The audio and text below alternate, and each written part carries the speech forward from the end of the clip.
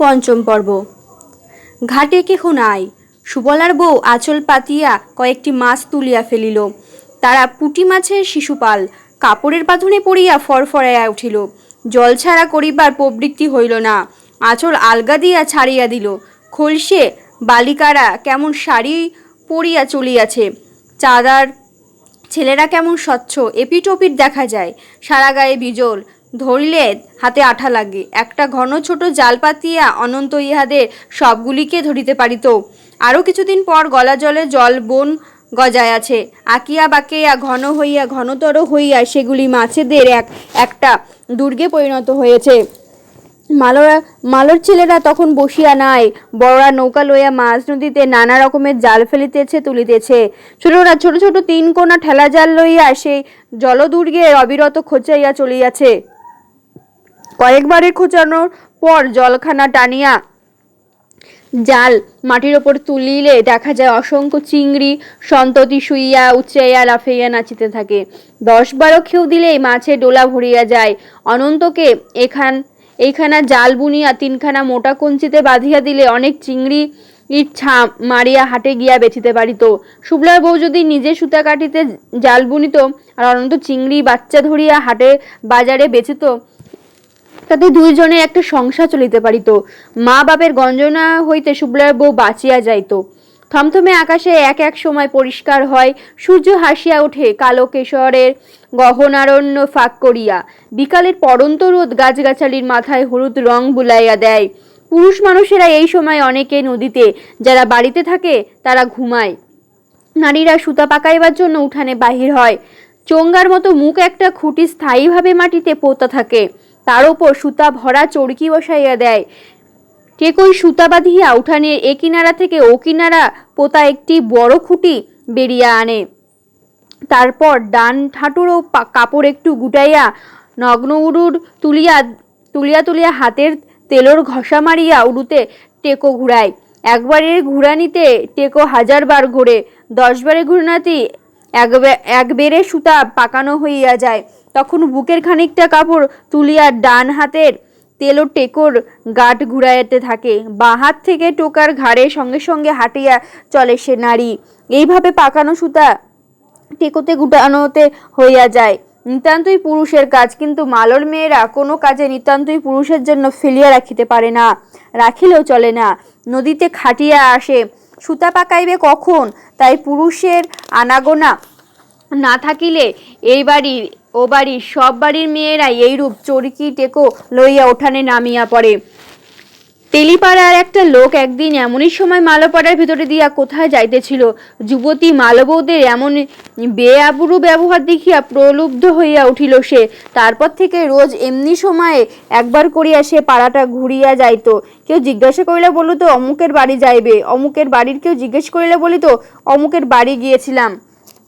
প্রথম মেয়েরা তাহা গ্রাহ্য করে নাই। পরে যখন লোকটা অর্থপূর্ণ ইঙ্গিত করিতে শুরু করিল, তখন মেয়েদের কান খাড়া হইল।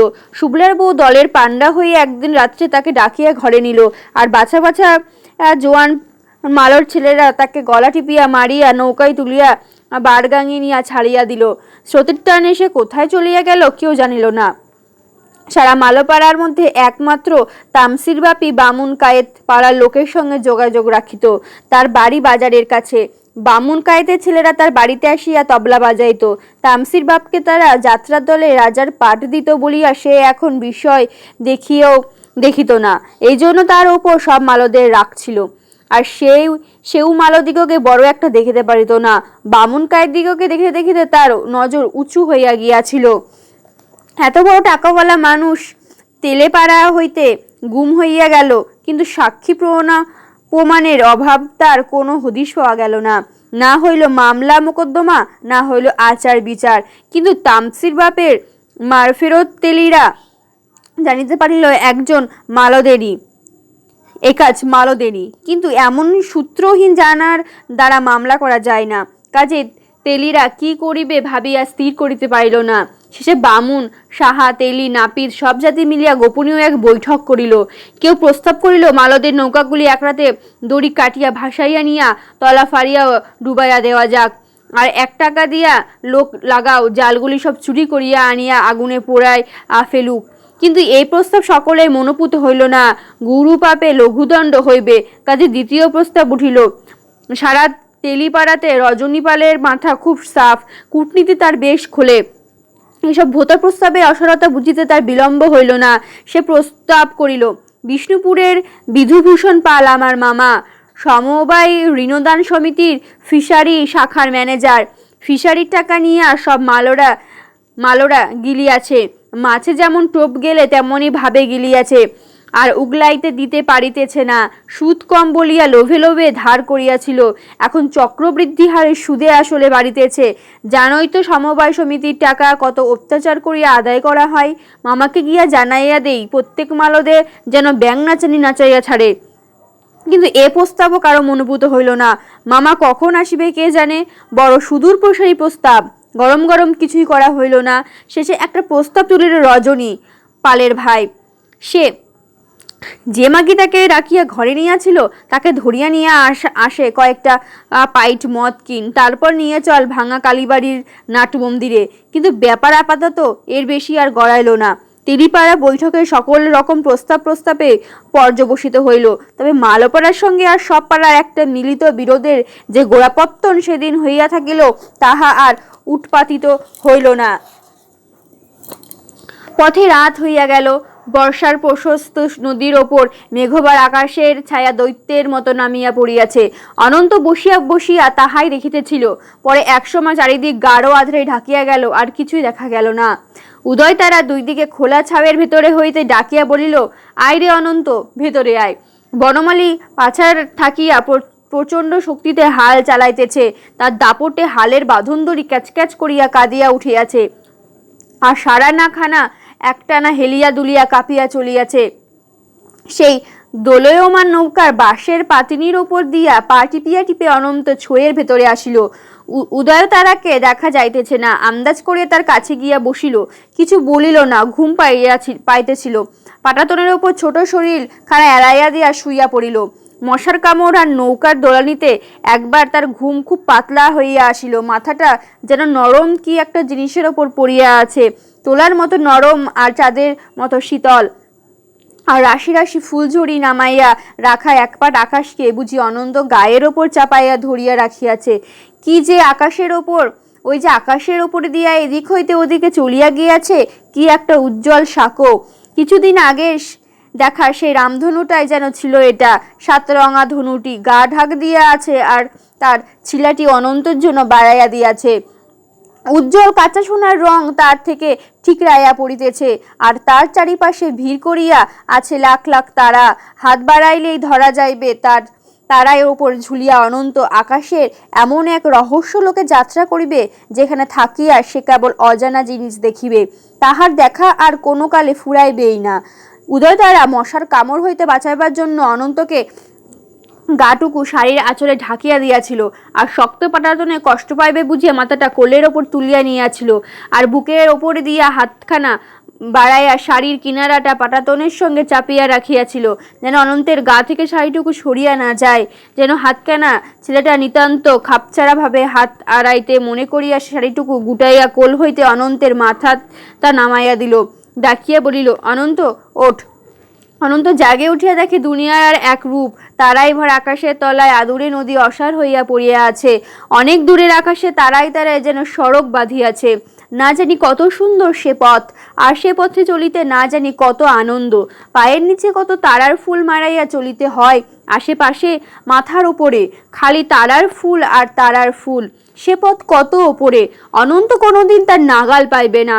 কিন্তু দেবতারা প্রসন্ন, তিতাসের স্থির জলে তারাই একটা প্রতিরূপ ফেলিয়া রাখিয়াছে, সেটা খুব কাছে। বনমালী একটু বারগাং দিয়া নৌকা বাহিলে সে পথে অনন্ত নৌকা হইতেই পা বাড়াইয়া দিতে পারিবে।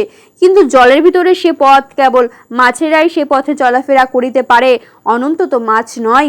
তারার স্বল্প আলোয় নদীর বুকে ঝাপসা সাদা, তারই ওপরে দুই একটি মাছ ফুট দিতেছে, আর তারাগুলি কাঁপিয়া কাঁপিয়া উঠিতেছে। অনন্তের বিস্ময় লাগে। উপরে তো ওরা এক এক জাগিয়া আটিয়া লাগিয়া আছে, জলে কি তবে তারা আলগা মাছের কেমন তাদের কাঁপতেছে, নাচতেছে, তাদের লইয়া ভাই বোনের মতো খেলা করিতেছে। কি মজা! অনন্তের মন মাছ হইয়া জলের ভেতরে ডুব দেয়। বনমালীর নৌকা যখন পল্লীর কোল ঘেঁষিয়া চলিয়াছে।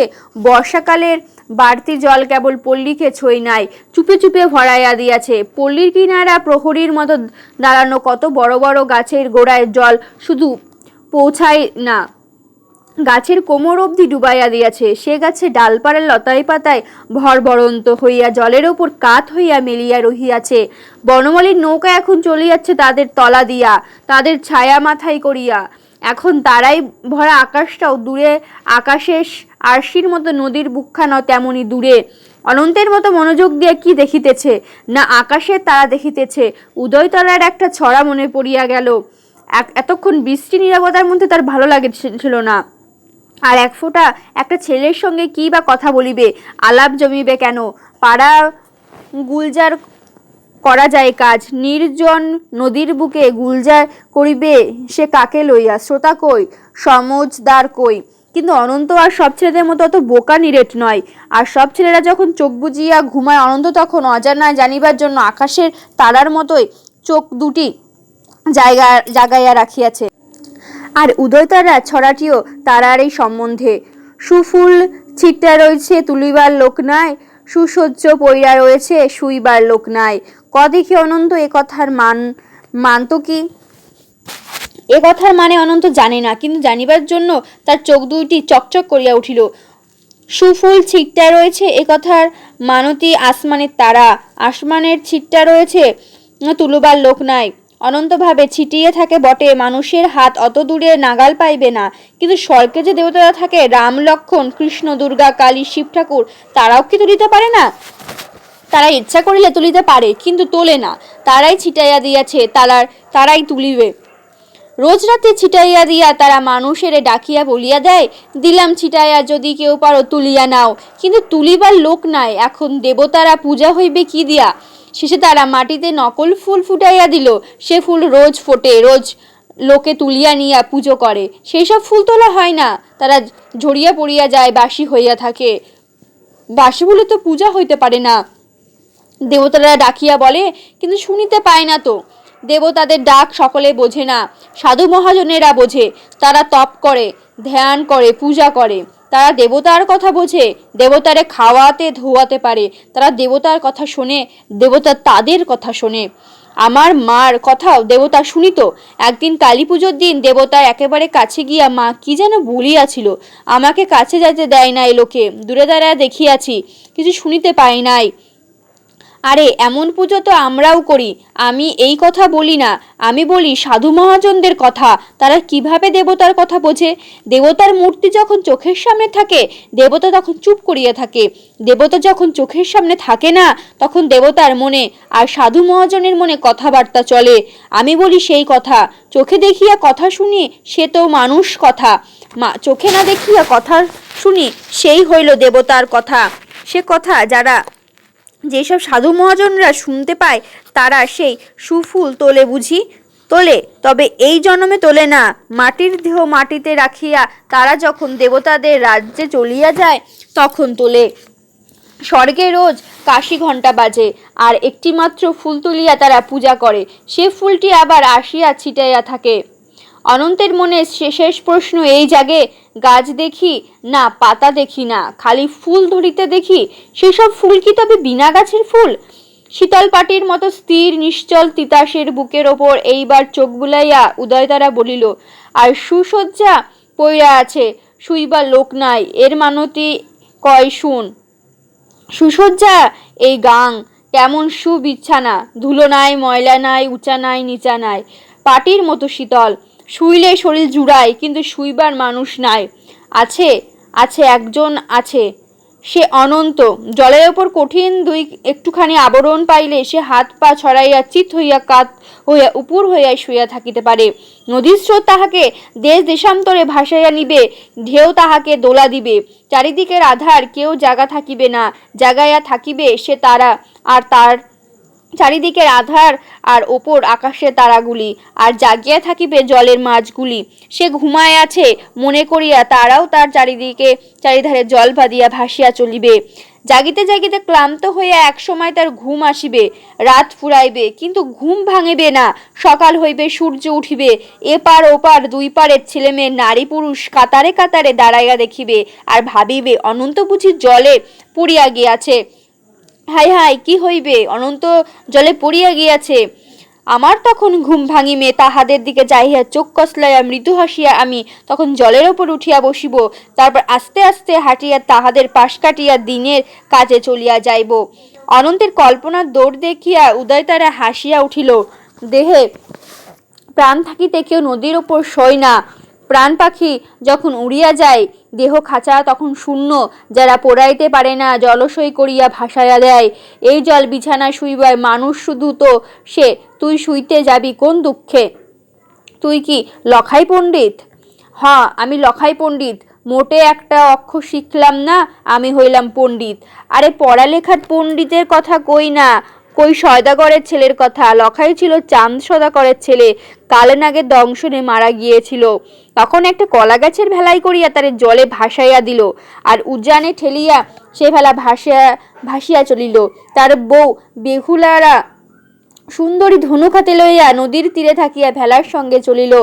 লখাই পণ্ডিত মরা, একলা ভেলাইয়া সুন্দরী চলল, সদাগরের নাও তারে তুইল্লা লইয়া গেল না। ধনাগোদার ভাই মনাগোদা নিতে চাইয়াছিল ভেলাইয়া, তাকে মামা শ্বশুর ডাকাতে ছাড়িয়া দিল। মামা শ্বশুর ডাকিলে সকলে ছাড়িয়া দেয়। বুঝলাম। ভাসতে ভাসতে তারা গেল কই? গেল স্বর্গে। সেখানে দেবগণের সভাতে ভেলাইয়া সুন্দরী নৃত্য করিয়া মহাদেব আর চণ্ডীকে খুশি করিল। তাদের আদেশে মনসা তখন লখাই পণ্ডিতের জিগাইয়া দিল। মরা মানুষের জিরাইয়া দিল তো? হ্যাঁ, জিয়াইতে গিয়া দেখে পায়ের গোড়ালি নাই, মাছে খাইয়া ফেলিয়াছে। মরা ছিল বলিয়া খাইয়াছে, জ্যান্ত থাকিলে লখাই পণ্ডিত মাছেদের ধরিয়া ধরিয়া বাজারে নিয়া বেচিত। কিন্তু নদীর উজান ঠেলিতে ঠেলিতে একদম স্বর্গে যাওয়া যায়, যেখানে দেবতারা থাকে। হ্যাঁ, নদীর সৃজন হইয়াছে হিমায় রাজার দেশে। সেই দেশে স্বর্গে সংসারে মিলন হইয়াছে। যুধিষ্ঠির মহারাজা সেই দেশে গিয়া তারপর হাঁটিয়া স্বর্গে গেল। চাঁদের দেশে, তারার দেশে, রামধনুকের দেশে তাহা হইলে হাঁটিয়াও যাওয়া যায়। আর একটু বড় হইলে যখন রোজগার করিতে পারিবে, তখন হাতে কিছু পয়সা হইবে। সে সময় অনন্ত একবার নদীর তীর হইয়া হিমালয়ের রাজার দেশে যাইবে, আর সে দেশ হইতে পায়ে হাঁটিয়া স্বর্গে যাইবে।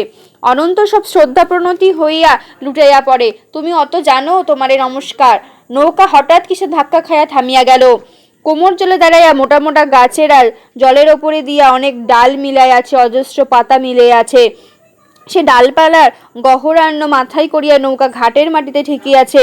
উদয় তারা তন্দ্রা আসিয়াছিল, সকচিত হইল। বনমালী পাচার খুঁটি ফুটিতেছে। নৌকায় একটানা ঝাঁকুনিতে টের পাইল উদয় তারা। সুদিনে তার বিবাহ হইয়াছিল, সুদিনে সে এখান হইতে বিদায় হইয়াছে। তখন এইসব জায়গা ছিল ডাঙা, জল ছিল অনেক দূরে গাঙের তলায়। তারপর উদয়তারা কত বর্ষা কাটিয়াছে জামাই বাড়িতে। এখানে কোন বর্ষার মুখে বিবাহের পর দেখে নাই। তবু পরিচিত গাছগুলি আধারেও তার মনে জলজলে করিয়া উঠিল। তার তলায় মাটি তখন শুকনো ঠনঠনে। সেই মাটিতে বসিয়া চাঁদের হাট। ছেলেরা খেলিত গোল্লা ছুট খেলা, আর মেয়েরা খেলিত পুতুলের ঘরকন্যার খেলা। কত ঠান্ডা ছিল এর তলায় বাতাস, আর এখন এর তলায় ঠান্ডা জল থই থই করে। উদয়তারার বয়সী মেয়েরা চলিয়া গিয়াছে পরের দেশে, পরের বাড়িতে, আর ছেলেরা এখন বড় হইয়া এ জলে স্নান করে। পান সুপারি 3 কোণার থলে একখানা কাপড় আর টুকিটাকি জিনিস, একটা ছোট পুটুলি গুছাইয়া উদয়তারা অনন্তের হাত ধরিয়া মাটিতে পা দিল।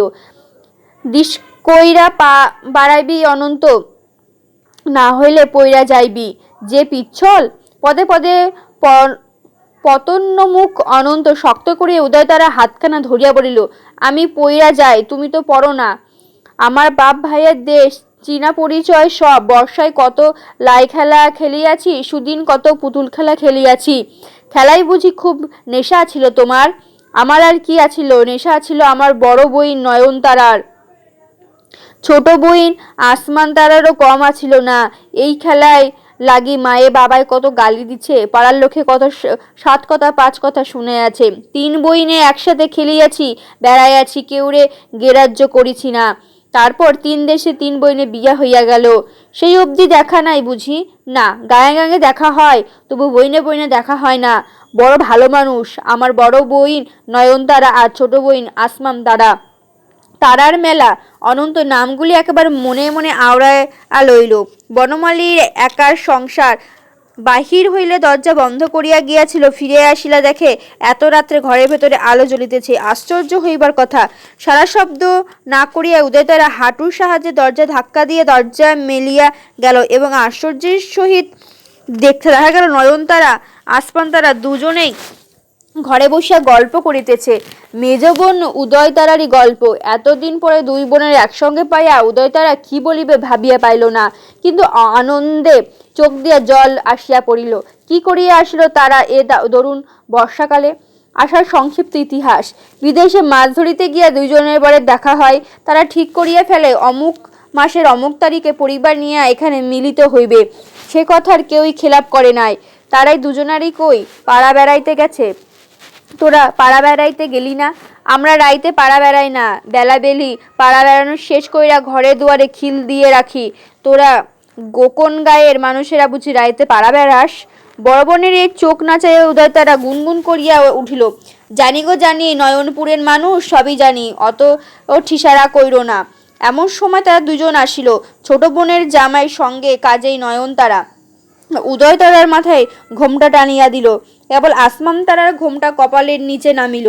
বড় বোনদের দুর্দশা দেখিয়া সে মৃদুহাস্য করিতে লাগিল। মালদের দূরের মানুষের সঙ্গে দেখা হইলে আগেই ওঠে মাছের কথা, কুশল মঙ্গলের কথা ওঠে তার পরে। নয়নতারার বরের সামনে দিকের কয়েকটা দাঁত পড়িয়া গিয়াছে, গোছায় গোছায় চুল পাকিয়া গিয়াছে, খোঁচা খোঁচা দাড়ি গোফের সাদা কালোর মেশাল।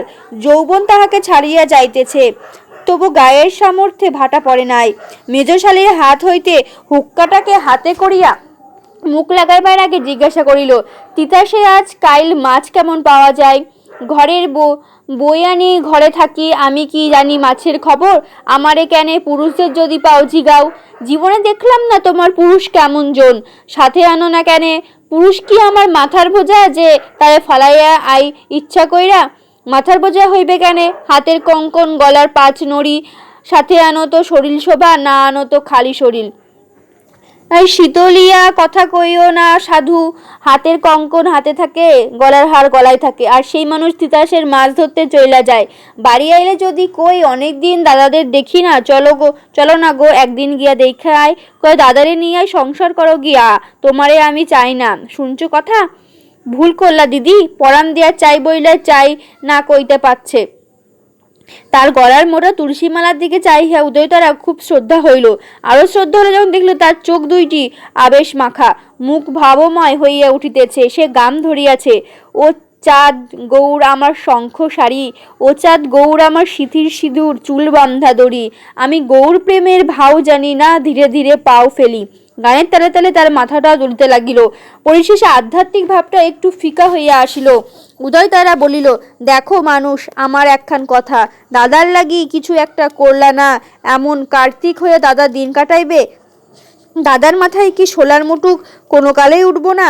বনমালীর কথা কও, তুমি তো জানো দিদি, মা বাপ ভাই বেড়াদর যায় না। ক্ষেত পাখর জাগা জমি যার নাই, টাকা কড়ি গয়নাগাঠি যার নাই, তারে লোকে মায়রা দেয়। অন্তত 300 টাকা হাতে থাকতো তো দেখতাম মায়েরার আবার অভাব। 300 টাকা? পরপর 3টা বোনের বিবাহ হইয়া আছে, বাবা বাঁচিয়া থাকিতে পণ লইয়াছে 300 টাকা করিয়া, আর এই টাকা দিয়া সমাজের লোক খাওয়াই আছে। এমন বনমালীর নিকট হইতে 300 টাকা পণ লইয়া মেয়ের বাপ তার সমাজকে খাওয়াবে, কি ভীষণ সমস্যা। উদয়তারা চুপ করিয়া গেল। কিছুক্ষণ পরে বলিল, তোমার একটা বইন টইন থাকলেও দিয়া দাও।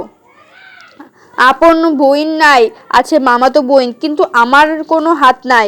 এমন সময় বনমালী ঝড়ের বেগে ঘরে ঢুকিল। তার হাতে কাঁধে কোমরে অনেক কিছু মালপত্র, আতপ চালের গুড়, তেল, এসব পিঠা করার সরঞ্জাম আনিয়াছে। অনন্ত বিছানায় এপাশে বসে এতক্ষণ নীরবে তাহাদের কথাবার্তা শুনিতেছিল। এবার বড় বোন নয়নতারার দৃষ্টি তাহার দিকে পড়িল। প্রত্যেকটি কজন ছেলেটিকে গিলিয়া খাইতেছে, প্রত্যেকটি লোককে যেন নারীর ভিতর পর্যন্ত দেখিয়া লইতেছে, এমনই কৌতূহল। এরে তুই কই পাইলি? এ আমার পথের পাওয়া। মা বাপ নাই, সুবলার বউ রাড়ি মানুষ করত, পরে নিগো বুঝে পরের মর্গ একদিন খেদাইয়া দিল। বড় মায়া লাগলো আমার, লইয়া আসলাম, যদি কোনোদিন কামে লাগে। বলে কি, পরের একটা ছেলে মাটির পুতুল নয়, কাঠের পুতুলও নয়, একটা ছেলে এমনি করিয়া পাইয়া গেলি? এ কি দেশের মানে না দুনিয়া মানে? পেটে ধরলি না, মানুষ করলি না, পথের পাওয়া, তাই কি আপন হইয়া গেল? এমন করিয়া পরের ছেলে যদি আপন হইয়া যাইত তবে আর ভাবনা ছিল কি? কিন্তু কিন্তু হয় না, পরের ছেলে বড় বেইমান। বনমালী ও পুরুষ দুজন একটু আগায় অন্য ঘরে চলিয়া গিয়াছিল। কোনো কোনো খালে, কোনো বিলে, কোন সালে কত মাছ পড়িয়াছিল তার সম্পর্কে তর্কাতর্কি তখন উচ্চ গ্রাম উঠিয়াছে, আর এই ঘর হইতে শোনা যাইতেছে আসমান তারার বরের গলা সকলের ওপরে। সরেশ জেলে বলিয়া প্রতিবেশী 10-12 গায়ের মালদের মধ্যে তার নাম ডাক আছে। সেই গর্বে আসমান তারা বলিল, আমারে দিয়া দে দিদি, আমি খাওয়ায়া ধোয়ায়া মানুষ করি, পরে একদিন বেঈমান পক্ষীর মতো উড়িয়া যাওক, আমার কোনো দুঃখ নাই। তোর তো দিন আছে বইন, ঈশ্বর তোরে দিব, কিন্তু আমারে কোনো দিন দিব না। এরে আমি নাচাইতে নাচাইতে লইয়া যায়। নিঃসন্তান বুকের বেদনা নয়নতারা হাসিয়া হালকা করিল। কেন, আমি কি দোকানের গামছা না সাবান? কোন সাহসে আমাকে কিনিয়া নিতে চাই? অনন্ত এই কথা কয়টি মনেই ভাবিল, প্রকাশ করিয়া বলিল না। অনন্ত অন্যান্য পুরুষ মানুষদের খাওয়া হইয়া গেলে 3 বোনে এক পাতে বসিয়া অনেকক্ষণ ধরিয়া খাইল। তারপর পাশের ঘরে 3 পুরুষদের বিছানা করিয়া দিয়া অনন্ত এ ঘরে শোয়াইয়া 3 বোনে পিঠা বানাইতে বসিল। রাত অনেক হইয়াছে, প্রদীপের শিখা 3 বোনের মুখে হাতে কাপড়ে আলো দিতেছে, পিছনে বড় বড় ছায়া দেওয়ালে গিয়া পড়িয়াছে। ভাবে বোঝা গেল তারা সারা রাত না ঘুমাইয়া কাটাইবে। ঘুম আইলে কি করমু? ছোট বোন জিজ্ঞাসা করিল। উদয় তারা শলোকের রাজা, শিলোক দেউক, আর আমরা মান্তি করি ঘুমটা হইলে পালাইবে, বলিল বড় বোন। উদয় তারা একদলা কাই হাতের তালুতে দলিতে দলিতে বলিল, হিজল গাছের বীজল ধরে, সন্ধ্যা হইলে ভাইঙা পড়ে, কও এই কথার মানতি কি? এই কথার মানতি হাট, বলিল আসমান তারা। আচ্ছা, পানির তলে বিদাঞ্চি গাছ ঝিকমিক করে, ইলিশা মাছের ঠোকাই দিলে ঝরঝরাইয়া পড়ে। বড় বোন মানে বলিয়া দিল, কুয়াশা। এতক্ষণ এইভাবে অনেকক্ষণ চলিল। অনন্তের খুব আমোদ লাগিতেছিল, কিন্তু ঘুমের সঙ্গে পাল্লা দিতে গিয়া পারিল না। শুনিতে শুনিতে সে একসময় ঘুমাইয়া পড়িল। নিশুতি রাত্রে আপনা থেকে ঘুম ভাঙিয়া গেল। 3 বোন এখনো অক্লান্তভাবে হেয়ালি বলিতেছে, তার হাত চালাইতেছে। তন্দ্রাচ্ছন্ন চোখ মুদিয়া অনন্ত তখনও কানে শুনিতেছে, আদা চাকচাক দুধের বর্ণ, এ শোলক না ভাঙলে বৃথা জন্ম। এ মানতি টাকা বলিয়া এক বোন পাল্টা তীর ছাড়ে। ভোরের আধার ফিকা হইয়া সঙ্গে সঙ্গে অনন্তের ঘুম পাতলা হইয়া আসিল। ওঠান দিয়া কে মন্দিরা বাজাইয়া গাইয়া চলিয়াছে, রায় জাগো গো আমার ধনী জাগো গো, বৃন্দাবন বিলাসিনী রায় জাগো গো। অনন্ত উঠিয়া পড়িল। পিঠা বানাইতে বানাইতে 3 বোন কখন একসময় শুইয়া পড়িয়াছিল। অর্ধসমাপ্ত পিঠাগুলি অগোছালো পড়িয়া আছে, আর 3 বোনে জড়াজড়ি করিয়া অঘরে ঘুমাইতেছে। প্রদীপটা তখনও জ্বলিতেছে, তবে উস্কাইয়া দেওয়ার লোকের অভাবে আর জ্বলিতে পারিবে না। এ স্বাক্ষর তার শিখায় স্পষ্ট হইয়া উঠিতেছে। অনন্ত বাহিরে আসিল। ও ঘরে 3 জন ঘুমাইয়াছিল, তারা নাই। শেষ রাতে বনমালী জালে গিয়াছে, অতিথি দুজনের সঙ্গে গিয়াছে, এখনকার মাছ ধরার সম্বন্ধে জানিবার বুঝিবার জন্য। পূর্বের আকাশ ধীরে ধীরে খুলিতেছে, স্নিগ্ধ নীলাভ মৃদু আলো ফুটিতেছে, চারিদিকে একটানা ঝিঝির ডাক, গাছে গাছে পাখির কলরব। মন্দিরা বাজায় লোকটা এপাড়া হইতে ওপাড়া চলিয়া গিয়াছে। তার গানের শেষ কলি মন্দিরা টুনটুন আওয়াজের সঙ্গে অনন্তের কানে বাজে। সুখ বলে, ওগো সারি কত নিদ্রা যাও, আপনে জাগিয়া আগে বন্ধুরে জাগাও, আমার রায় জাগো, আমার ধনী জাগো, বৃন্দাবন বিলাসিনী রায় জাগো গো। অনন্ত উঠানের পর উঠান পার হইয়া চলিল। যুবকেরা সব নদীতে গিয়াছে, বাড়িতে আছে বুড়োরা আর বৌঝি মায়েরা। বুড়োরা সকলে উঠিয়া তুলসী তলায় প্রণাম করিতেছে। প্রত্যেক বাড়িতে তুলসী গাছ উঁচু একটা ছোট বেদির ওপরে, 2 পাশে 2-4টি ফুলের গাছ, মিষ্টি গন্ধ। বউরা উঠানগুলি ঝাড় দিতেছে, এমন গোবর ছড়া দিতেছে, হাটাধারিতে এক উঠানে গিয়া দেখে আর পথ নাই, মালোপাড়া এখানে শেষ হইয়া গিয়াছে, এরপর গভীর খাদ, তারপর থেকে কেবল পাটের জমি। পুরুষ পুরুষ প্রমাণ পাট গাছ কোমর জলে দাঁড়াইয়া বাতাসে মাথা তুলাইতে গেছে। ক্ষেতের পর ক্ষেত, তারপর ক্ষেত শেষ আকাশের নীলিমার সঙ্গে মিশিয়া এক হইয়া গিয়াছে।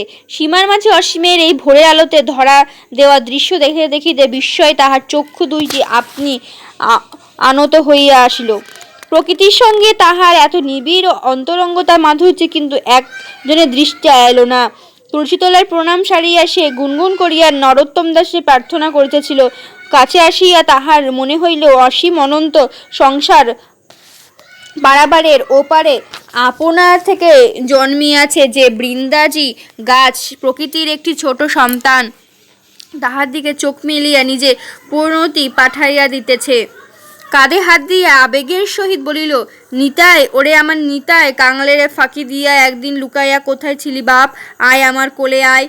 তার বাহুর বাঁধন দুই হাতে ঠেলে ঠেলিতে অন্তন বলিল, আমি অনন্ত জানি বাবা, তুই আমার অনন্ত। অনন্ত রাখিল নাম অন্ত না পাইয়া। আমি দান জানি না, ধ্যান জানি না, সাধন জানি না, ভজন জানি না, কেবল তোমারে জানি। ধরা যখন দিছ আর ছাড়বো না তোমার। অনন্ত বিস্ময়ে অবাক। লোকটা সহসা সম্বিত পাইয়া বলিল, হরি হে, এ কি তোমার খেলা? বারবার আমারে মায়াজাল ছিঁড়িতে চাই, তুমি কেন ছিঁড়িতে দাও না? যশোদা তোমারে পুত্ররূপে পাইয়া কাঁদছিল, শচীরানী তোমারে পুত্ররূপে পাইয়া কাঁদছিল, রাজা দশরথ তোমারে পুত্ররূপে পাইয়া কাঁদতে কাঁদতে প্রাণ দিল। তবু তোমার পুত্ররূপে পাওয়ার মধ্যে কত তৃপ্তি, কত আনন্দ। পুত্ররূপে একবার আইছিলা, চইলা গেলা, ধৈরা রাখতে তো পারলাম না, আজ আবার কেন সে স্মৃতি মনে জাগাইয়া তুললা? ভুলতে দাও হরি, ভুলতে দাও। যা বাবা, কার ছেলে তুই জানি না, মায়ের ছেলে, মায়ের কোলে ফিরে যা। আমার এখন অনেক কাজ, গোষ্ঠের সময় হইয়া আইলো, যাই বাছারে আমার গোষ্ঠ পাঠাইয়া গিয়া। খেলাঘরের মতো ছোট একটা মন্দির, সে ঘরে একখানা রাধাকৃষ্ণ ঠাকুর আর শালু কাপড়ে মোড়া খই দুই পথি। সেইখানে গিয়া সে গান ধরিল, মরি হরায়ে কিবা শোভা, রাখালগণ ডাকিতে আছে ঘন ঘন বৃন্দাবন। একটু পর প্রশস্ত সূর্যালোক পাড়াটা ঝলকিয়া হইয়া উঠিল, ঘরে ঘরে জাগিয়া উঠিল কর্মচঞ্চল। এখানে হাটবাজার নাই, এ গায়ে মালোরা দূরে হাটবাজারে মাছ বেচিয়া আসে। সুতা কাটা, সুতা পাকানো, জাল বোনা, ছেঁড়া জাল গড়া, জালে গাব দেওয়া, কারো বাড়িতে অবসর নাই। অন্তপুরে মেয়েদেরও অবসর নাই। নানা রকম মাছে নানা রকম ভাজাভুজি, ঝোল ঝাল। রাধিতে রাধিতে তারা গলদঘর্ম হয়। দুপুরে গড়াইয়া যায়। পুরুষেরা সকালে পান্তা খাইয়া কাছে মাতি আছিল, মায়েদের আদেশে ছেলেরা গিয়া জানায়, ভাত হইয়াছে, স্নান করো গিয়া। জলে ডুব দিয়া আসিয়া তারা খাইতে বসে, তারপর শুইয়া কতক্ষণ ঘুমায়। সন্ধ্যায় আবার জাল দড়ি কাঁধে করিয়া নৌকায় গিয়া ওঠে, বিরাম নাই। অতিথিবৃন্দ যেমন একদিন আসিয়াছিল, তেমনি একদিন বিদায় হইয়া গেল। বনমালীর ঘর হাসি গান আমোদ আহ্লাদে থই থই করিতেছিল, নীরব হইয়া গেল। শ্রাবণ মাস, রোজই রাত্রে পদ্মপুরাণ গান হয়। বনমালী রাজার রাতের জালে আর যায় না, দিনের জালে যায়, আর রাত হইলে বাড়ি বাড়ি পদ্মপুরাণ গান গায়। এক এক রাতে এক এক বাড়িতে আসর হয়। সুর করিয়া পড়ে সেই সাধু বাবাজি, যেজন রোজ ভোরে মন্দিরা বাজাইয়া পাড়ার নাম বিতরণ করে, যেজন অনন্তকে সেদিন ভোরে নিতাইয়ের অবতার বলিয়া ভুল করিয়াছিল। প্রধান গায়ক বনমালী, তার গলা খুব দরাজ, হাতে থাকে করতাল, আর দুইটা লোক বাজায় খোল। গায়ক আছে অনেক, কিন্তু বনমালীর গলা সকলের ওপরে, সেজন্য সাধু সকলের আগে তাকেই বলে তোল। কি লাচারি না দিশা! একখানা ছোট চৌকিতে শালু কাপড় বাঁধা পদ্মপুরাণ পুঁথি, কলমি পুঁথি সাধু ছাড়া এ যুগের কোনো মানুষ পড়ার সাধ্য নাই। সামনে সরিষা তেলের বাতি সলতে উস্কাইয়া চাহিয়া দেখে, সেখান থেকে শুরু করিয়া হইবে তারা ত্রিপদী বলিবে, লাচারি তোল। বনমালী ডান হাতে ডান গাল চাপিয়া বাঁ হাত ও সামনে উঁচু করিয়া মিলিয়া কাকস্বরে চিতান ধরিল, মাঝে মতি চাই, সে মতি কর। কে তোমায় দোষে বলো মা?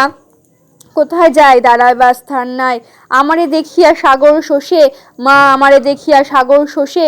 দুই একজনে দোহার ধরিয়াছিল, জুৎসই করিতে না পারিয়া ছাড়িল না। শুধু অনন্ত সুরটা অনুকরণ করিয়া বেশ কায়দা করিয়া টান ধরিয়াছে সে। মোটা মোটা সব গলা মাছ পথে অবশ হইয়া যাওয়াতে তার সুর শিশুকলা পায়ের তলায় মাটি ছাড়া হইয়া বায়ুর সমুদ্রে কাঁপিতে কাঁপিতে ডুবিয়া গেল। তার দিকে প্রসন্ন দৃষ্টিতে চাহিয়া বাবাজি বনমালীকে বলিলেন, পুরাণ সুর কিন্তু বড় জমাটি, আজকালের মানুষ শ্বাসরোধে রাখতে পারে না, এইসব সুর তারা গাইব কি? যারা গাইবে তারা দরাজ গলায় টান দিলে তিতাসের ওই পারের লোকের ঘুম ভাঙত, কর্ণে করতো মধু বৈষণ। এখন সব হালকা সুর, হরিবংশ গান, ভাটাইলা সুরের গান অহন নয়া বংশের লোকে গাইতে পারে না। গায়ে গায়ে যে 2-4 জন পুরাণ গাতক এখনো আছে তারা গায়, আর গলার জোর দেখা জোয়ান মানুষ চমকায়। সোজা একটা লাচারি তোল বনমালী সহজভাবে তুলিল। সোনার বরণ 2টি শিশু ঝলমল ঝলমল করে গো, আমি দেখা এলাম ভরতের বাজারে। বাবাজি বললেন, না, এইখানে এই লাচারি খাটে না। কাইল প্রহ্লাদের বাড়িতে লক্ষিন্দরের সর্পে দংশন করেছিল, ও অখন তারে কলার ভেলাতে তোলা হয়েছে। ভেলা ভাসবে, যাত্রা করব উজান নগরী, আর গাঙের পারে ধেনু খাতে যাত্রা করব বেকুলা। দিশা কইরা তোল, ও ঠিক সুমূত্র চৈল যায় রে যাত্রাকালে রাম নাম, রামায়ণে ঘুষা তরণী সেন যুদ্ধে যাইতেছে। আচ্ছা, চলতে পারে। ভেলা চলিয়াছে নদীর স্রোত ঠেলিয়া উজানের দিকে, তীরে বেহুলা হাতে তীর ধনুক, কাকশকুন বসিতে যায় ভেলাতে। পার হইতে বেহুলার তীর নিক্ষেপেরে ভঙ্গি করিয়া উড়িয়া যায়। কত গ্রাম, কত নগর, কত হাওর, কত প্রান্তর, কত বন, কত জঙ্গল পার হইয়া চলিয়াছে বেহুলা, আর নদীতে চলিয়াছে লক্ষিন্দরের ভেলা। এইখানে ত্রিপদী শেষ হইয়া দিশা শুরু। এইবার চাঁদ সদাগরের বাড়িতে কান্নাকাটি, খেদের দিশা তোল। বনমালী একটু ভাবিয়া তুলিল। 7-5 পুত্র যার ভাগ্যবতী মা, আমি অতি অভাগিনী একামাত্র নীলমণি। মথুরার মোকামে গেলা, আর তো আইলা না। এই গানে অনন্তের বুক বেদনা টনটন করিয়া উঠিল। গানের শেষে পুঁথি পাইতে পাইতে বাবাজি বলিলেন, অমূল্য রতনের মতো ছেলে এই অনন্ত। কৃষ্ণ তাকে বিবেক দিয়েছে, বুদ্ধি দিয়েছে, তবে ভাবাবর্ণে পাঠাইয়াছে, স্কুলে দিয়া ভালো বিদ্যা পাইতো। তোমরা যদি বাধা না দাও, চারদিকে এখন বর্ষা জল শুকাইয়া মাটির পথ পড়িলে তাকে আমি গোপালখালী মাইনর স্কুলে ভর্তি করিয়া দেয়, বেতন মাপ। আর আমি যখন 10 দুয়ারে ভিক্ষা করি, কৃষ্ণের জীব তাকেই কৃষ্ণ উপাসী রাখিবে না। কথাটি উপস্থিত মালদের সকলেরই মনোপুত হইল। মালগোষ্ঠীর মধ্যে বিদ্যাবান লোক নাই। চিঠি লেখাতে, তমসুকের খত লেখাতে, মাছ ব্যাপারী হিসেবে লেখাতে গোলাপনগরে হরিদাস স্যার পাও ধরাধরি করি, ভালো ভালো মাছ খাওয়ায়। এ যদি বিদ্যমান হইতে পারে মালগোষ্ঠী গৌরব। তবে আর তাকে উদয়তারার সাথে গোলক গায়ে দিয়া কাজ নাই, এখানেই রাখ। সামনে 3 মাস পরে সুদিন। বনমালী শিক্ষিত হইয়া বাড়ি আসিল, কিন্তু ব্যবস্থাটা উদয়তারার আর মনোপুত হইল না। কয়েকদিন আগে পাড়াতে একটা বিবাহ গিয়াছে, এখন জামাই আসিয়াছে দিরাগমনে। যুবতীরা এবং অনুকূল সম্পর্কযুক্তা বয়সীরা মিলিয়া ঠিক করিল জামাইকে আচ্ছা ঠকাইতে হইবে। জামাই অনেকগুলি খারাপ কাজ করিয়াছে। প্রথমত, সে তাদের জন্য পান বাতাসা, পানের মশলা এইসব আনে নাই। দুপুরে আর স্নানের আগে মেয়েরা গাহিতে লাগিল, জামাই খাইতে জানে, নিতে জানে, দিতে জানে না, তারা তোমরা ভদ্র বইল না। জামাই যদি ভদ্র হইতো বাতাসার হাড়ি আগে দিত, জামাই খাইতে জানে, নিতে জানে ইত্যাদি। কিন্তু উহা তাতেও কুলাইবে না, খুব করিয়া ঠকাইতে হইবে। কিন্তু কিভাবে জব্দ করা যায় তাকে একজন সমাধান করিল। ভয় কি, জামাই ঠকানি আছে। বনমালীর বোন জামাই ঠকানি। সকলেই যেন সাঁতারে অবলম্বন পাইল। বলিল, লইয়া আয় জামাই ঠকানিরে। সমাগত নারীদের অবাক করিয়া দিয়া উদয়তারা জানাইল যাইতে পারিবে না। শ্রাবণ মাস শেষ হইয়াছে, পদ্মপুরাণও পড়া শেষ হইল। ঘরে ঘরে মনসা পূজার আয়োজন করিয়াছে জালাবিয়ার আয়োজন। বেহুলা সতী মরা লক্ষিন্দরের লইয়া পুরীর বাহির হইবার সময় শাশুড়ি ও জাদিকে কতগুলি সিদ্ধ ধান দিয়া বলিয়াছিল, আমার স্বামী যেদিন বাঁচিয়া উঠিবে, এই ধানগুলি সেদিন চারা বাহির হইবে। চারা তাতে যথাকালেই বাহির হইয়াছিল। এই ইতিহাস পুরাণ রচয়িতার অজানা হইল, মালপাড়ার মেয়েদের অজানা নয়। তারা বেহুলার তয়স্থলীর স্মারক চিহ্ন রূপে মনসা পুজোর দিন এই অভিনব বিবাহের আয়োজন করে। ধানের চারা বা জালা এক প্রকার উপকরণ, তার নাম জ্বালা বিয়া। এক মেয়ে বরের মতো সোজা হইয়া চৌকিতে দাঁড়ায়, আর এক মেয়ে কনের মতো 7 বার তাকে প্রদক্ষিণ করে। দীপদানির মতো একখানি পাত্রে ধানের চারাগুলি রাখাইয়া বরের মুখের কাছে নিয়া প্রতিবার নিছিয়া পুছিয়া লয়। এইভাবে জোড়ায় জোড়ায় নারীদের মধ্যে বিবাহ হইতে থাকে, আর একদল নারী গীত গাইয়া চলে। পুজোর দিন এক সময়সিনী ধরিল।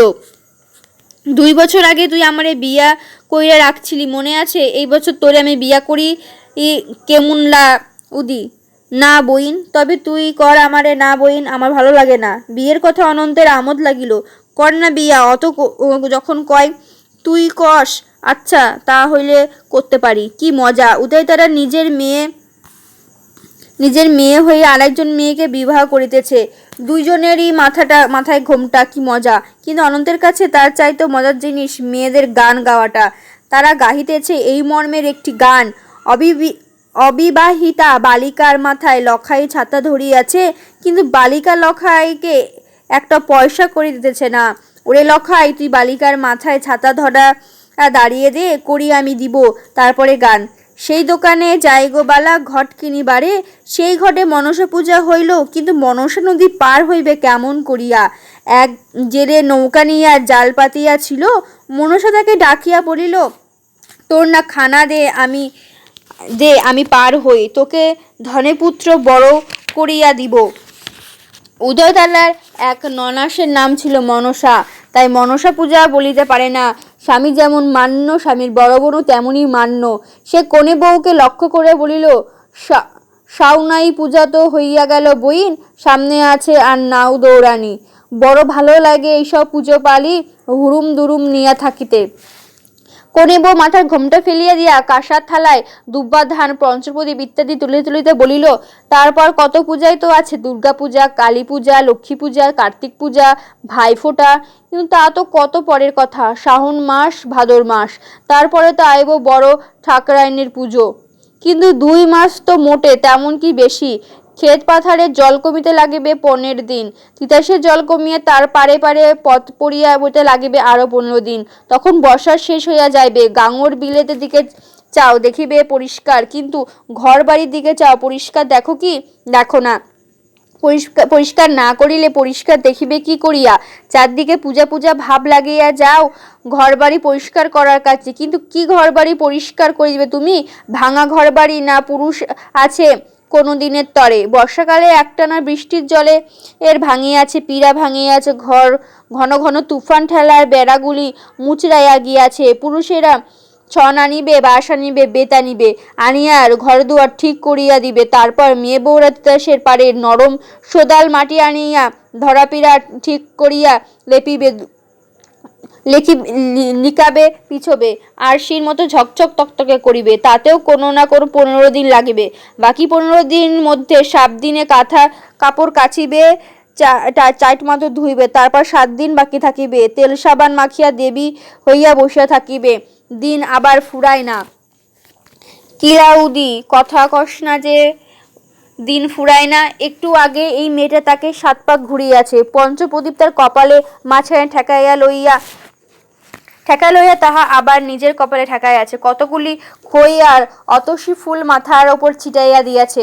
সত্যিকারের বিবাহের মতোই ভাবভঙ্গি দেখাইয়াছে, অথচ অনেক অর্থহীন অনুষ্ঠানের মতো ইহা একটি পূজা বিশেষ অনুষ্ঠান মাত্র। কিন্তু কি মজার অনুষ্ঠান! 7 বছর আগের কথা মনে কইরা দেয়। সেদিন উদয়তারার সামনে বসিয়াছিল অজানা এক নতুন পুরুষ মানুষ। চুলদাড়ি সুন্দর করিয়া ছাটা, মাথার জবজবে তেল দিয়া বাঁকা টেরি কাটা। নতুন কাপড়ে তাকে সেদিন দেবতার মতো দেখা গিয়াছিল। বাস্তবিক বিবাহের দিনে পুরুষ মানুষে কত সুন্দরই না দেখায়। তাকেও কি খুব সুন্দর দেখাইয়াছিল না সেদিন? 3-4 জনে ধরিয়া তাকে চুল আঁচড়ানো, তেল সিঁদুর পরানো, চন্দন তিলক লাগানো প্রভৃতি কর্ম করিয়াছিল। একটা কলার ঢিলা সে মানুষের গালে বুলাইয়াছিল। সে তখন ছোট বালিকা মাত্র। বুকটা তার ভয়ে ভয়ে দূর দূর করিয়াছিল। চাইতে পারিতেছিল না লোকটা চোখের দিকে, অথচ চারিদিক হইতে লোকজন চিৎকার করিয়া কহিয়াছিল, চাও চাও চাও দেখি। এই সময় ভালো করিয়া চাহিয়া দেখো। 4 জনে পিঁড়ির 4টি কোণে ধরিয়া তাহাকে উঁচু করিয়া তুলিয়াছিল। এই সময়ে সে একটুখানি চাহিয়া দেখিয়াছিল, মাত্র একটুখানি। আর চাইতে পারে নাই, অমনি চোখ নত করিয়াছিল। সেদিন মোটে চাওয়া যায় নাই তার দিকে, কিন্তু আজ কতবার চাওয়া যায়, কোনো কষ্ট হয় না। কিন্তু সেদিনের একটুখানি চাওয়ার মতো তেমন আর লাগে না। সে চাওয়ার মধ্যে যে স্বাদ ছিল, যে স্বাদ কোথায় গেল। ভাবিতে ভাবিতে উদয়তারা একসময় ফিক করিয়া হাসিয়া ফেলিল। কোণে বউ চুল বাঁধিতে বাঁধিতে বলিল, কিলা উদি, হাসলি যে? হাসি পাইল, হাসলাম। আচ্ছা, আমি তো তোর বর হইলাম, আমার মুখের দিকে চাইতে তোর লাজ লাগে নাই? শোনো কথা, সত্যের বিয়ার বরের এই লাজ করলাম না, তুই তো আমার জ্বালা বিয়ার বর। সত্যের বিয়ার বরে তোর লাজ করে নাই? ওমা, কেনে লাজ করলে না কেন? সেই কথায় এক এক প্রস্তাবের মতো। বর আমার বাপের কাছে মুনি খাটতো, মা বাপ কেউ আছিল না তার। সুতা পাকাইতে আর জাল বুনতো। আমার বয়স 8 বছর, আর তার 12 বছর। সেই না সময় বাপে দিল বিয়া। একসঙ্গে খেলে আছি, বেড়াইছি, মাছ ধরছি, মাছ কাটছি। আমি কি ডরামু তারে? ও মা, সেই কথা ক। একটা মজার কথা কই শোন। বিয়ার কালে অমিত ফুল ছিটাইলাম তার মাথায়, সে যত ছিটতে লাগলো, কোনো ফুলই আমার মাথায় পড়লো না। ডাইনে বায়ে কাঁধে পিঠে পড়তে লাগলো, কিন্তু মাথায় পড়লো না। কারোরে আমি ছাইরা কথা কই না, সে তো আমার বাড়ির মানুষ। খুব রাগ হইল আমার, জেদ করিয়া কইলাম, ভালো কইরা ছিটাতে পারো না, মাথার পড়ে না কেন ফুল? ডাইনে বাইনে পড়ে কেন? কাজের ভাসনি নাই, খাওয়ানের গোসাই। বরেরে তুই এমনি গালি পারলি? তোর মুখ তো কম খারো ধরা আছিল না। বর কি করলো তখন? এক মুঠো ফুল রাগ করে আবার চোখ মুখ ইয়া মারলো। খুব অপদার্থ তো। তুই সইয়া গেলি? না। কি করলি তুই? একটা ভেঙচি দিলাম। তুই আমারে তেমনি কইরে একটা ভেঙচি দে না।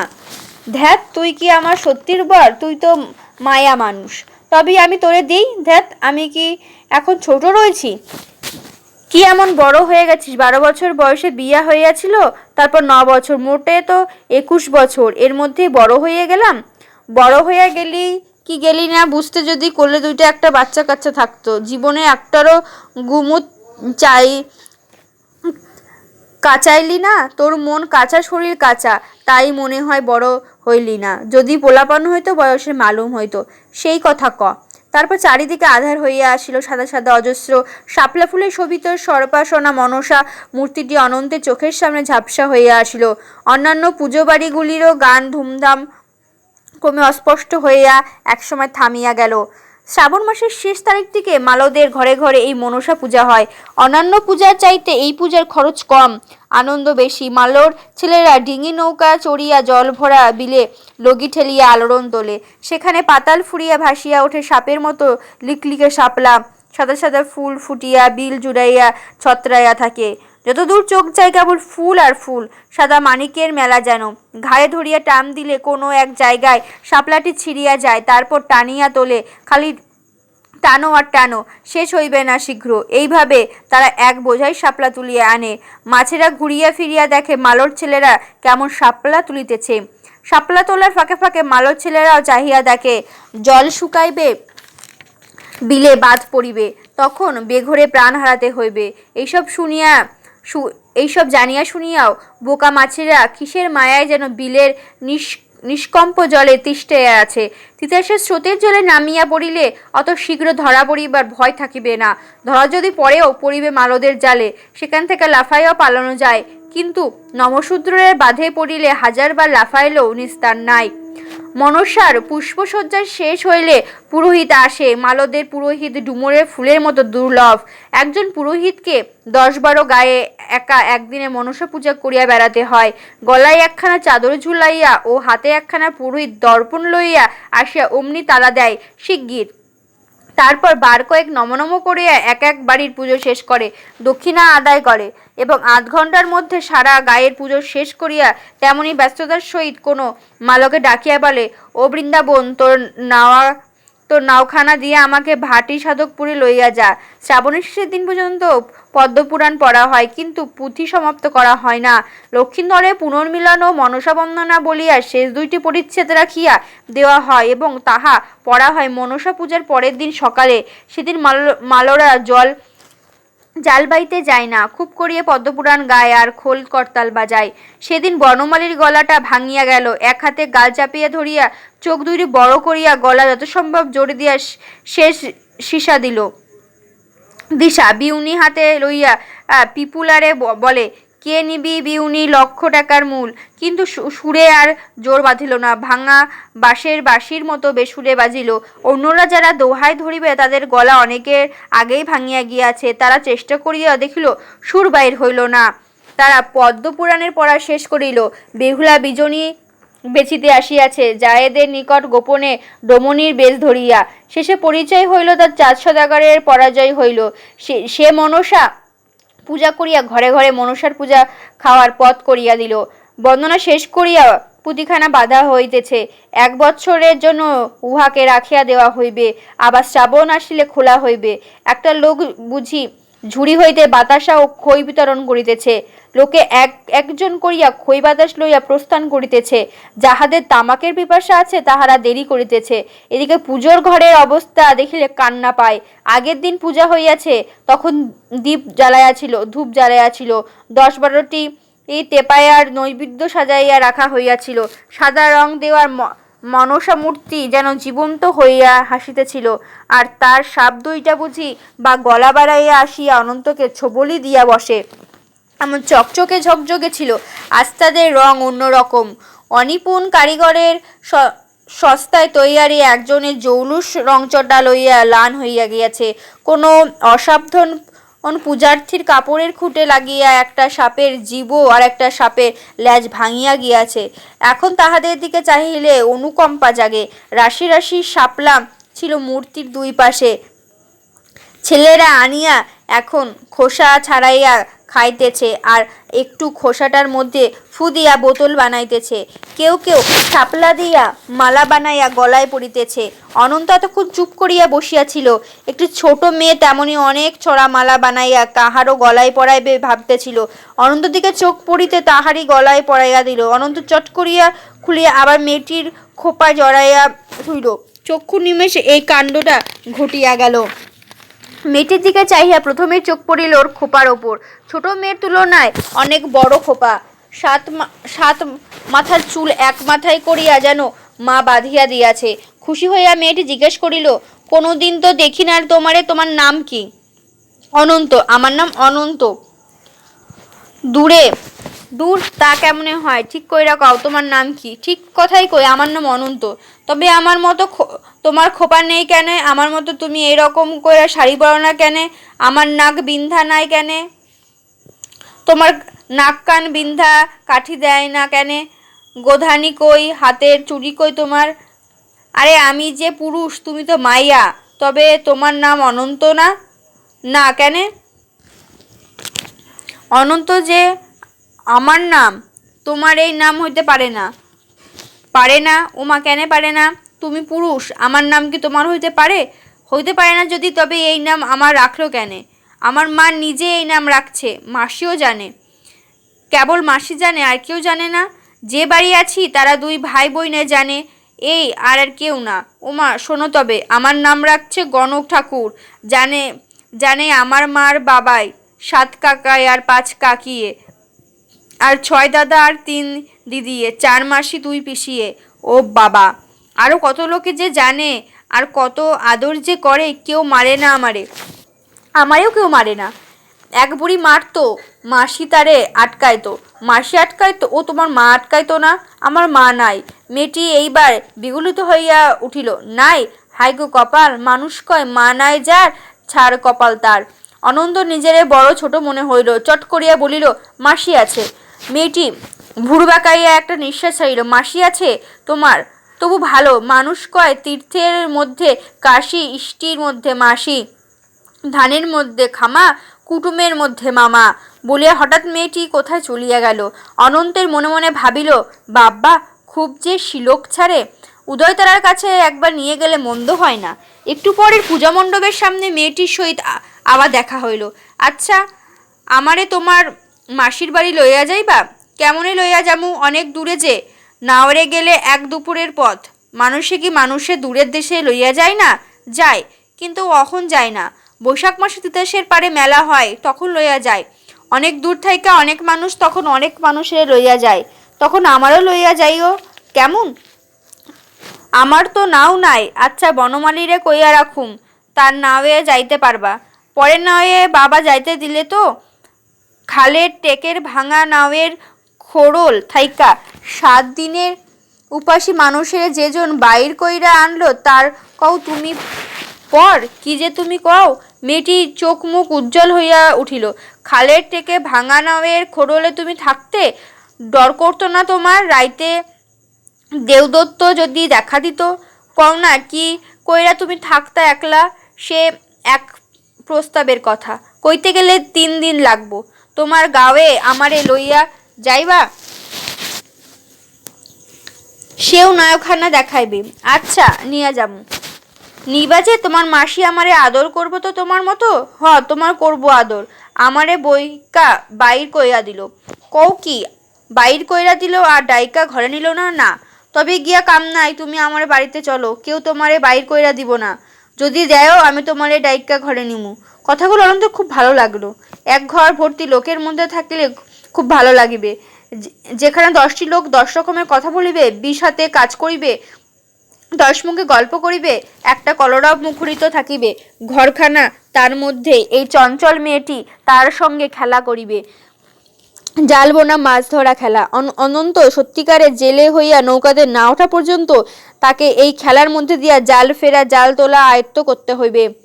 একটা করুণ সুরে তার মনে গুনগুন করিয়া উঠিল, তার হঠাৎ বেদনার জগৎ, এ জগতে হাসি নাই, আমোদ নাই, আপনজন না থাকার ব্যথা তার জগৎ পরিমাণ। আকাশে তারা আছে, কাননে ফুল আছে, মেঘে রং আছে, তিতাসের ঢেউয়ে সে রঙের খেলা আছে। সব কিছু নিয়েও এই রূপমন্ত বহির বিশ্ব তার মনের মানিমায় সঙ্গে একাকার। একটার পর একটা সাগরের ঢেউয়ের মতো কি যেন তার সারা মনটা ডুবাইয়া চুবিয়া দেয়। তখন সে চাহিয়া দেখে, কুল নাই, সীমা নাই, খালি জল আর জল। 2 তীরে বাঁধনে বাধা তিতাসের সাধ্য কি সে জল আগলায়? এ যেন বারদরিয়ায় নোনা জল। ছোট তটিনীর সকল নৃত্যবিলাসকে তলাইয়া দিয়া জাগাইয়া থাকে শুধু একটানা হাহাকার। অনন্ত ইহার কারণ বিশ্লেষণ করিতে চায় মনে মনে। দেখে এত বিশাল বিপুল সময়ের মহাস্রোতে যে বুঝি বা একখণ্ড দুর্বল কুটার মতোই ভাসিয়া চলিয়াছে। কিছুদিন আগে একমাত্র মাকে আপন বলিয়া জানিত, তারপর মাসি, কিন্তু সে যে আসলে তার কেউই না। অনন্তর এ বোধ আছে। বনমালী, উদয়তারা এরাও 2 দিনের পথের সাথী। এরা যেদিন মাসির মতোই তাকে পর করিয়া দিবে, সেদিন সে কোথায় যাইবে? কোথায় আর যাইবে? একটা পান্থশালা জুটিয়া যাইবে। যে ছাড়িতে পারে তার জুটিতে বিলম্ব হয় না। পান্থশালারই মতো এই মেয়েটিও সংসারে ঢুকিয়া পড়িলে ক্ষতি কি? 3টি নারী একযোগে অনন্তের সামনে আসিয়া দাঁড়াইল। মাসি তার একান্তই অসহায়, তিক্ত বিরক্ত, বাপমার অনাত্মীয় পরিবেশে সে নিতান্তই অসহায়। অতীতের সঙ্গে তার বর্তমানে যে যোগসূত্র আছে, ভবিষ্যতের দিকে পা বাড়াইবার যে সূত্র ছিন্ন বিচ্ছিন্ন। একটা নগণ্য খড়গুঁড়োর মতোই সেও সময়ের মহাস্রোতে ভাসিয়া চলিয়াছে।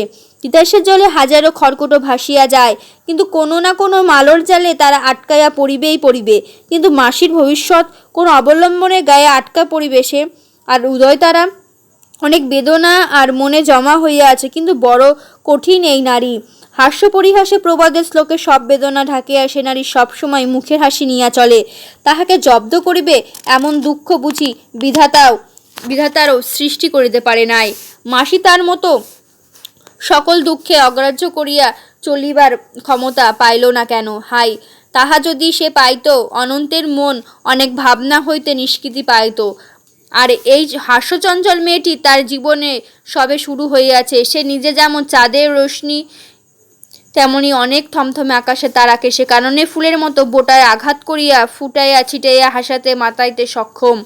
সে যদি সব সময় তার সঙ্গে সঙ্গে থাকিতে পারিত, তবে তার মনের মানিমাটুকু একটু একটু করিয়া ক্ষয় হইয়া যাইত। মেয়েটি হঠাৎ হাসিয়া ফাটিয়া পড়িল। অনন্ত চমকাইয়া উঠিয়া বলিল, হাসো কেন?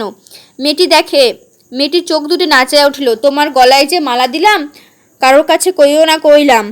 কইলে কি হইবে? তোমারে বর বইলা মানুষে ঠাট্টা করব। দূর, আমি কি শ্যামসুন্দর ব্যাপারী? আমার কি ওই রকম বড় বড় দাড়ি আছে যে তোমারে বর কইব? বরে বুঝি লম্বা দাড়ি থাকে? মিথ্যুক। আমি নিজের চোখে দেখলাম মা আমারে সাথে কইরা নিয়ে দেখাইছিল।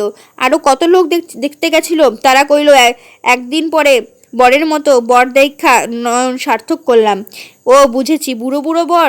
সে তো বুড়ো, কিন্তু তুমি তো বুড়ো না। অনন্ত বুড়া কিনা ভাবিয়া দেখিতে গিয়া সব গোলমাল করিয়া ফেলিল। একসময় ডাকা ছিল, কইল অনন্তবালা, ও সোনা রমা, মায়ের আহ্বান, আদুরে মেয়ে। মাতাকে ডাকিতে দুইটি নামই ব্যবহার করে। খাওয়ার সময় হইয়াছে, তার আগে নাইবার জন্য এই আহ্বান। অন্য একটি মেয়ে শাপলা চিরিয়া বোতল বানাইয়া তাতে গ্রন্থি পড়াইতেছিল। সে মাথা না তুলিয়াই ছড়া কাটিল, অনন্তবালা সোনার বালা, যখনই পড়ি তখনই ভালা। দেখলা তো আমার নাম কতজন জানে। আমার নাম দিয়া শিলক বানাইছে, মা ডাকতাছে। আমি যাই। সে যে কথা কইলাম কারো কাছে কইও না কেমন? না, আমি কিন্তু কইয়া দিমু। কি, তুমি আমার খোপায় মালা দিছ এই কথা? কার কাছে? মায়ের কাছে। অনন্ত বিচলিত হইয়া বলিল, আরে না না মা, তোমারে বকবো না, আদর করব। তুমিও চলো না আমার বাড়িতে। অনন্ত বলিল, না। মাসির জন্য তার মনটা এই সময় বেদনায় টনটন করিয়া ছিল। এই সময় তিতাসের বুকে কিসের বাজনা বাজিয়া উঠিল। ছেলের দল পুজো বাড়ি ফেলিয়া দৌড়ায় চলে নদীর দিকে। সকলের মুখে একই কথা, দৌড়ে নাও, দৌড়ে নাও। নামটা অন্তরের মনে কৌতূহল জাগাইল। অনেক নাও সে দেখিয়াছে, এই নাও তো দেখে নাই। ঘাটে গিয়া দেখে সত্যি এ দেখিবার জিনিসই বটে অপূর্ব অপূর্ব। রাঙা নাও, বর্ষার জলে চারিদিক একাকার। এদিকে ওদিকে কয়েকটি পল্লী যেন বিলের পানিতে স্নান করিয়া স্তব্ধ হইয়া দাঁড়াইয়া আছে। তিতাসের বুকে সাদা, তার পাড়ের সীমার বাইরে শাপলা শালুকের দেশ। অনেক দূরে ধান ক্ষেত, পাট ক্ষেত, তাহাও জলে ভাসিতেছে। নৌকাটি তিতাসের পার হইয়া দূরের একখানা পল্লীর দিকে রোগ করিয়াছে। গুলইটা জলের সমান নিচু, সরু ও লম্বা। পাছাটা পেটের পর হইতে উঁচু হইয়া গিয়া আকাশ ঠেকাইয়াছে। হাড়ের কাঠিটা তির্যকভাবে আকাশ ফুরিবার মতলবে যেন উঁচাইয়া উঠিয়াছে। তাহাতে দা ধরিয়া একটা লোক নাচিতেছে আর পাটাতনে পদাঘাত করিতেছে। লোকটাকে একটা পাখির মতো ছোট দেখাইতেছে। ডলার ওপর দাঁড়াইয়া একদল লোক খোল করতাল বাজাইয়া সারি গাহিতেছে। আর তাহারাই তালে তালে দুই পাশে শত শত বৈঠা উঠিতেছে নামিতেছে, জল ছিটাইয়া কুয়াশা সৃষ্টি করিতেছে। কিন্তু অনেকক্ষণ ধরিয়া দেখিতে পাওয়া গেল না। পল্লীর গাছপালা ঘরবাড়ি আড়ালে ঢাকা পড়িয়া গেল। ছেলেরা অনন্তকে সান্ত্বনা দিল, গায়ের এই পাশ দিয়া আড়ালে পড়িয়াছে, ওই পাশ দিয়া নিশ্চয় বাহির হইবে। কিন্তু আর বাহির হইল না। কেন বাহির হইল না জিজ্ঞাসা করিলে ছেলেরা জানাইল, হয়তো ওই গায়ের ওই পাশটিতে ওদের ঘরবাড়ি। নৌকা সাজাইয়া রং করাইয়া লোকজন লইয়া তামিল দিতে গিয়াছিল। 5 দিন পর নৌকা দৌড় কিনা নাও কেমন চলে দেখিবার জন্য এক পাক ঘুরিয়া আসিয়াছে। এখন ওদের ঘাটে নৌকা বাঁধিয়া যে যার বাড়ি খাইতে চলিয়া গিয়াছে। আর নয় তো ওই গায়ের আড়াল দিয়া সোজা চলিয়া গিয়াছে দূরের কোনো খলায় দৌড়াবার জন্য। শেষের কথাটা অনন্তের নিকট অধিক যুক্তিসঙ্গত মনে হইল। যেরকম সাপের মতো হিসিস করিয়া চলিয়াছিল, ওই গায়ে উহা থামিতেই পারে না। সারা গায়ে লতাপাতার সাপ, ময়ূরের ছবি লইয়া রঙিন দেহ, আর একের পর এক পল্লীর পাশ কাটাইয়া আর হাজার হাজার ছেলে মেয়ের মন পাগল করিয়া চলিয়াছে। সারাদিন চলিবার পর কোথায় রাত্রি হইবে কে জানে। পরের পর্ব খুব তাড়াতাড়ি আসবে।